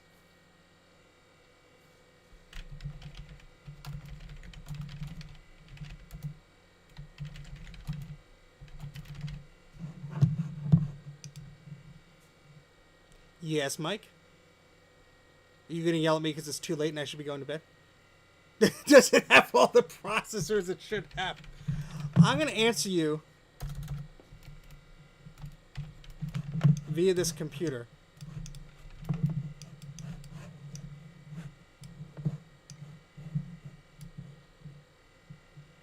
It says yes. Resedit is also a good one. Yeah, let's just see what else it has on here. So I've not, I literally just used the floppy EMU for the first time here. So let's see what else we got. I don't know what that is. Let's go.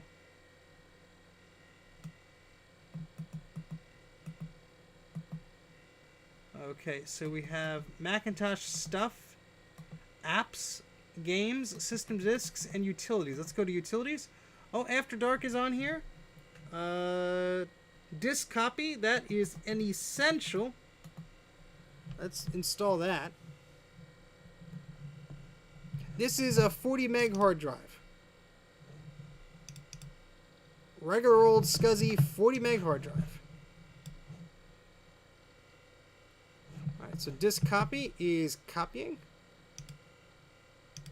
Awesome. All right.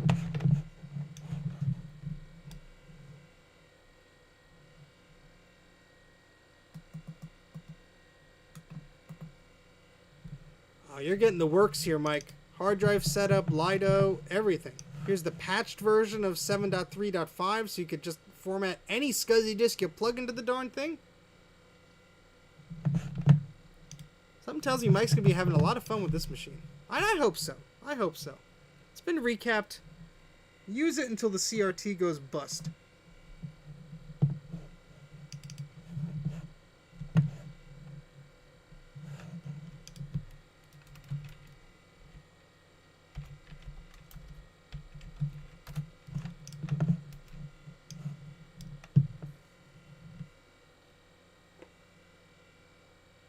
You do need toasters. We'll install after dark. Don't worry. The glider's a good one. Oh, man.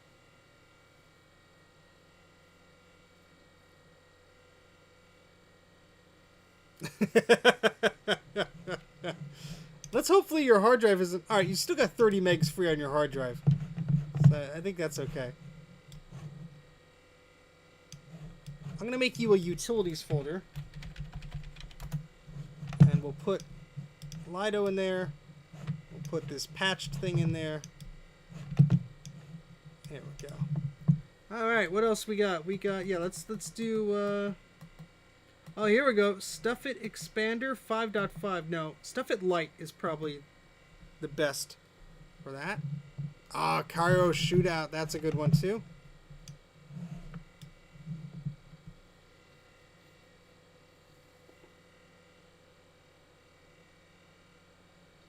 Sunbeam is good. That's not on here, though. That's not on the I'm using this little floppy MU thing. It's not on there, so I can't do it. But...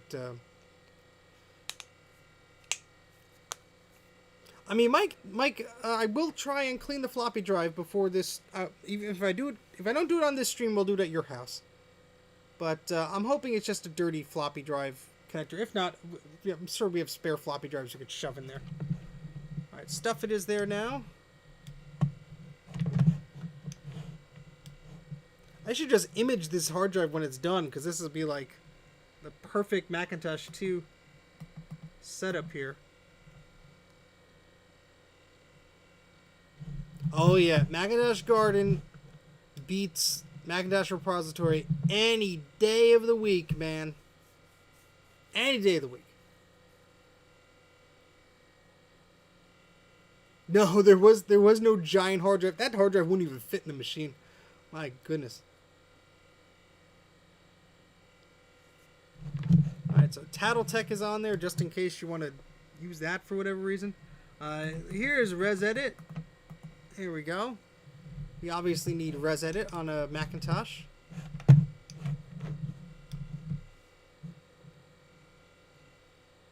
No, I did not. Do you want me to install those screws, or should I just leave those out? Because those are this thing sticks, Mike. This thing will stick even without those screws in there. It's a pain in the butt. So I could just install the 2 screws, or I could just leave it without the screws. Whatever you want. It's probably easiest just to leave it without the screws. And you don't have to look for a Torx 15 screwdriver every time you want to open up the darn thing. But it's up to you. Whatever you like.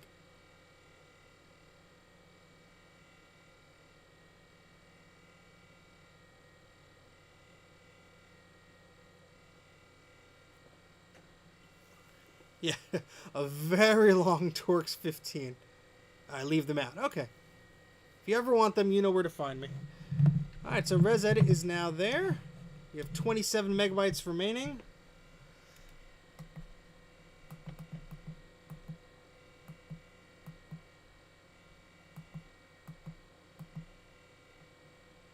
I don't know what copy to Mac is, but we're going to do After Dark.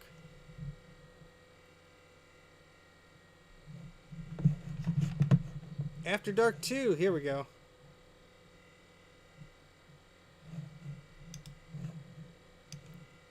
Alright, so we're going to copy over, and we're going to put that in the control panels folder.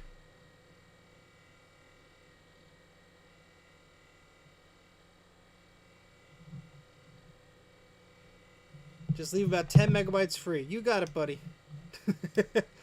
Yeah, I would have loved to use that 80 megabyte drive, but it was not working.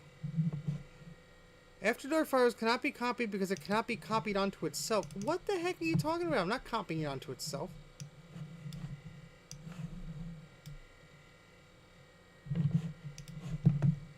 This is strange. Alright, I'm just going to make a new folder. Oh, okay, I'll install that too. Sounds like a good idea. Well, this drive is dead. The 80 megabyte one probably is, though.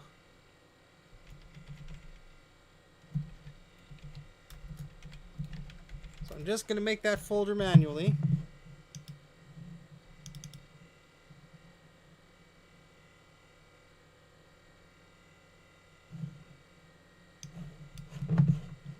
And hopefully it doesn't complain now.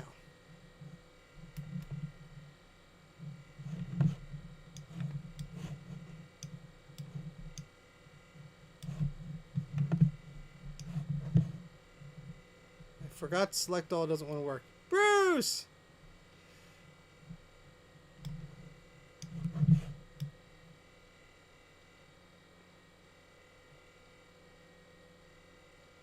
Come on. There we go. I had to manually create the folder and have it copy. Oh boy. Thanks for joining, Bruce. Yeah, we got we're using our little floppy EMU here, which is fantastic. This is the first time I've ever touched it. And we installed system 7.1 from it. It works fine. And yeah. Now we're just putting a bunch of goodies on here, so Mike has a fully working Macintosh Classic 2.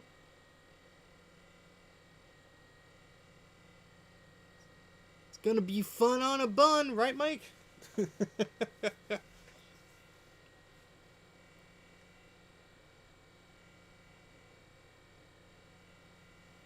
Alright, then we'll reboot this thing and see, after I install one more thing, we'll reboot this and see if we get the After Dark working, just because that'll be fun. Yeah, it's my first time using it. I'm really enjoying it. I have to still put the case on and all that fun stuff, but...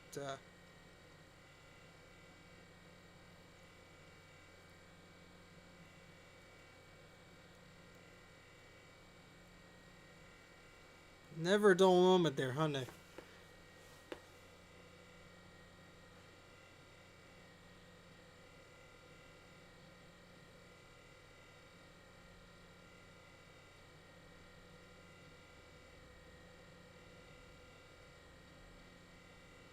Yeah, using the airport as a bridge is not a bad idea.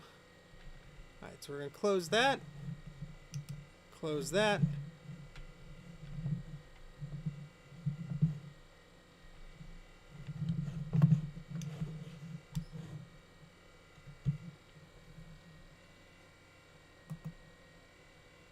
Alright, and copy 2, I'm going to put that on here.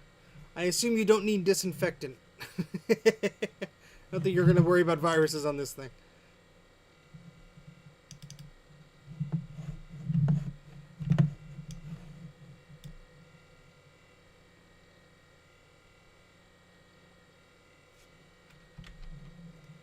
Alright, so let's reboot this thing. I love that chime. Now, yeah, this thing has a regular spinning hard disk in it that came out of a different Macintosh Classic. It was either Classic or Classic 2. So it's very appropriate for this machine. Now we both have After Dark and Pyro installed, but we only need to use one. And the hard drive's pretty loud from where I am, but it's not as loud as the dead one.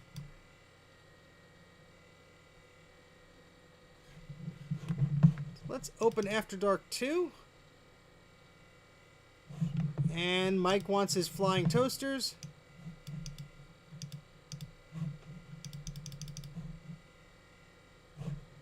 And we'll give a demo.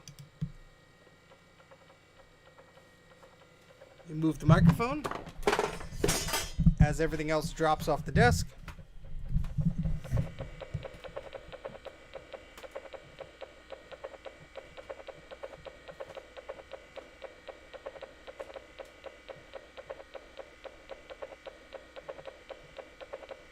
Good old flying toasters.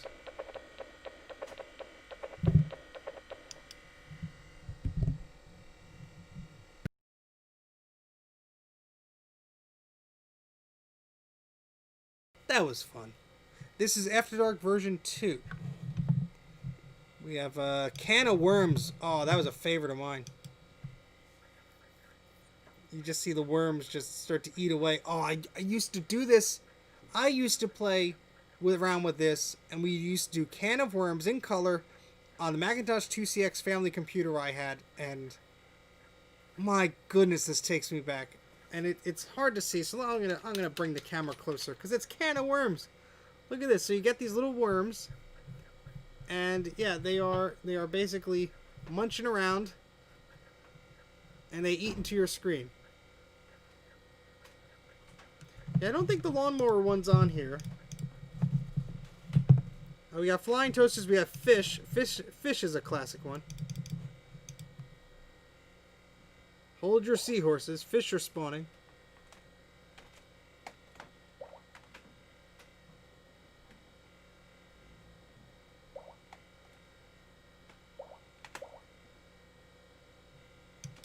After Dark was for PC, but I don't think it was as popular on there. Hard Rain is a good one.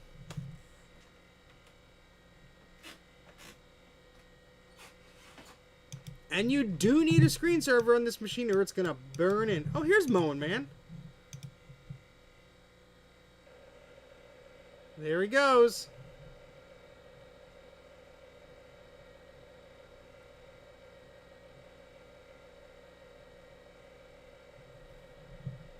Everything needs toasters.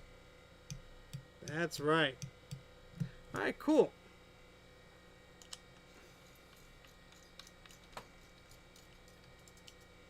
Somebody made a CSS web version of Flying Toasters. So if you look up After Dark CSS or After Dark Web or whatever, you could do that there. It's very slow. I believe it there, Mike. I believe it.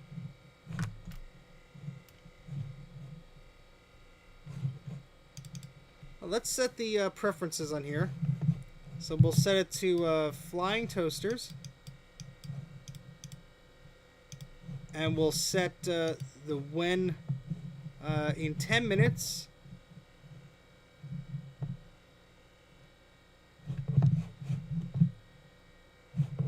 Yeah, how about that?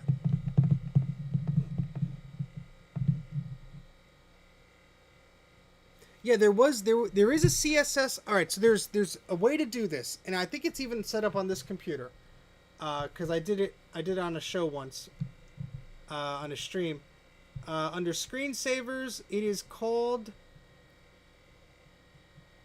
Where is it? Oh, do I not have it installed on this one? Collections, origami, mobile, classic.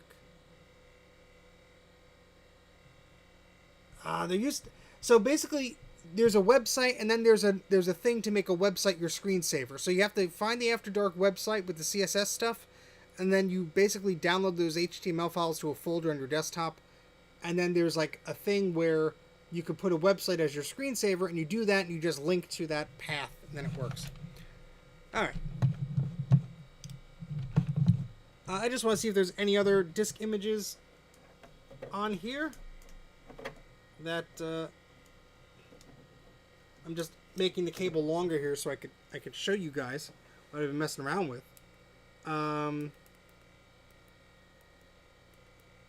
Res Edit we put on there.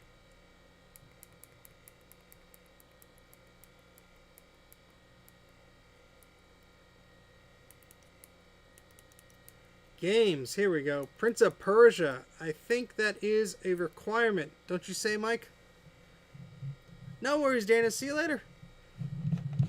Thank you very much. I greatly appreciate it. Prince of Persia black and white, that's all we need.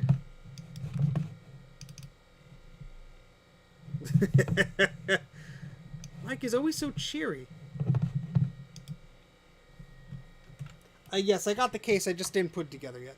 I literally just took this out of the box on stream.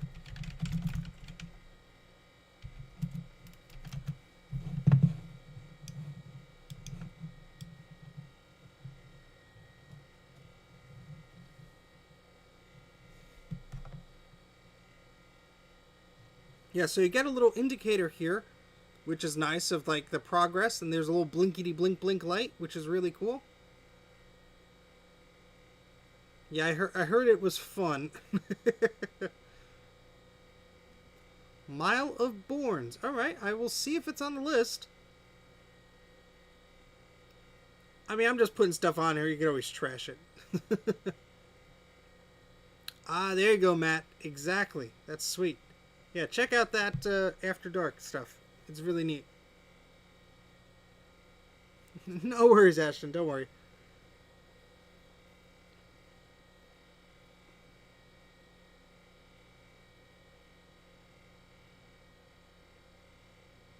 Yeah, I don't think your link showed up. YouTube likes to just censor links and doesn't even tell me when people post a link. So, yeah.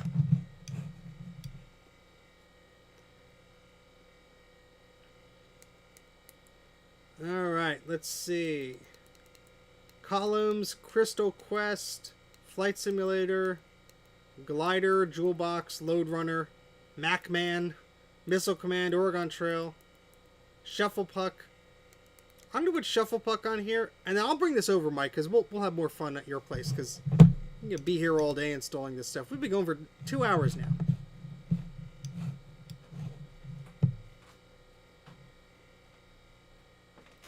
Oh, Milliborns. I'm sorry.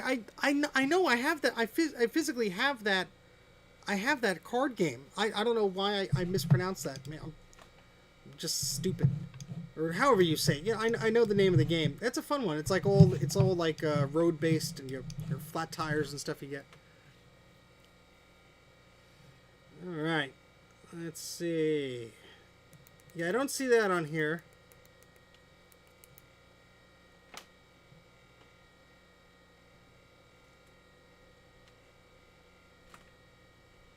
Yeah, and thankfully with the SD card here, we can just download stuff and install it.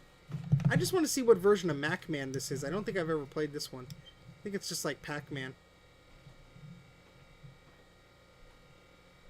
Yeah, I don't think Lemmings is on here. I mean, they just put a selection of stuff on here. It's not like this has everything in the world on it.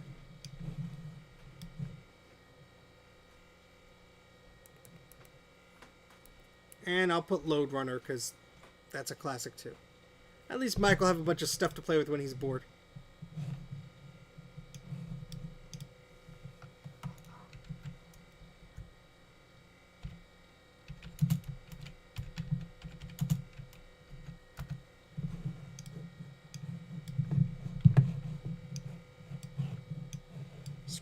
Screen real estate is a bit of a trick on this machine.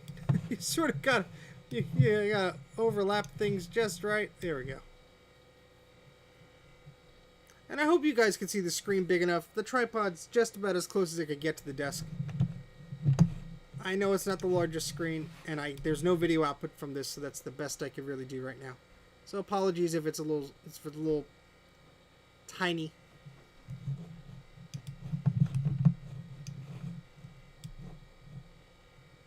Yeah, I believe it is 512 by 384, something like that.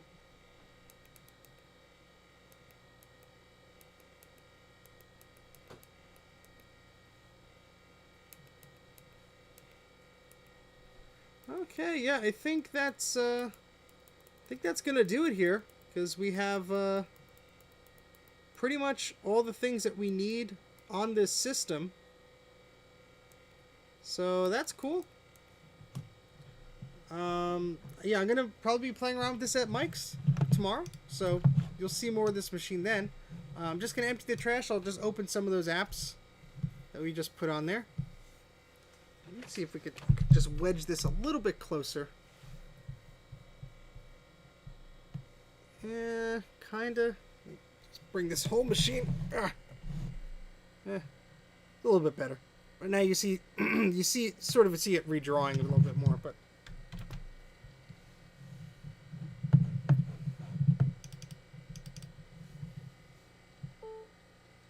Macman will not operate with RAM cache on. Please turn it off. Well, we won't play you then. Good old Shuffle Puck. Now this is not Shuffle Puck Cafe. This is just the regular Shuffle Puck. Ah, I don't got a mouse pad or any space for the mouse. I'm just right here. Whoa. Whoa, dude. Ah. Let me make some room here. Let me make some room here. This is getting serious now.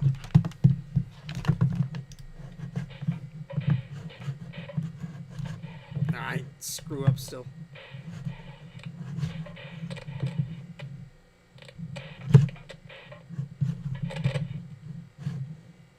The sound was getting crackly. Why is the sound getting crackly? Is this... Uh-oh. Why is the sound getting crackly on this Macintosh? Is it because it's been on too long and the analog board probably needs to be recapped? That is probably why. Have you ever had that problem, Bruce? I'm kind of concerned now. But this is not Mike's logic board. This is my logic board, so hopefully Mike's is not going to have this issue.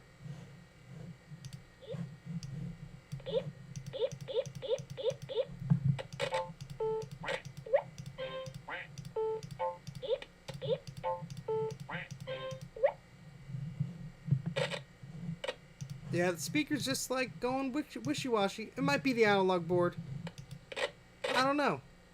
Well, let's shut it down.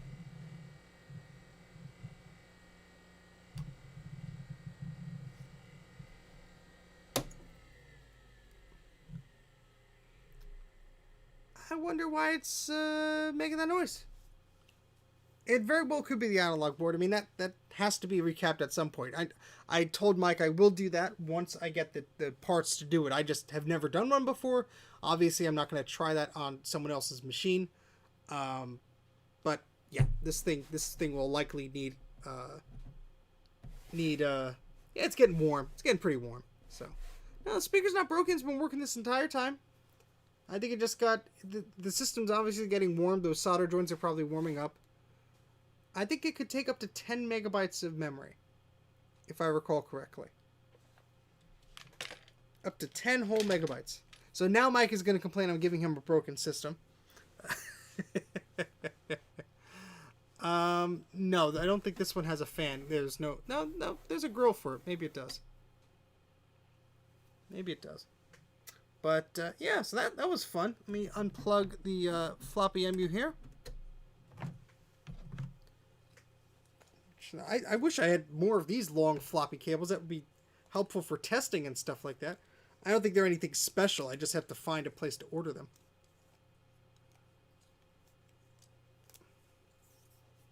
Oh, I'm sorry. I'm probably misquoting things off the top of my head. It's been a long day. It's been a long week. It's been a long year.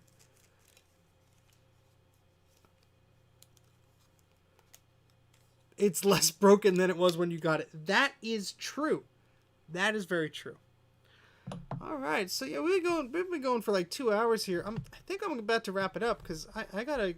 It's 1 a.m. and I gotta see Mike tomorrow. And that's a good 3-hour drive. But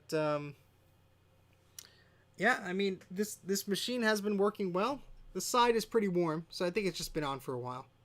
But we are gonna have to fix that floppy drive. I tell you what, Mike, I'll bring my tools with me. We can maybe do that there or something like that. I do have another floppy drive somewhere. I'm looking in this drawer here. Yeah, here's another one.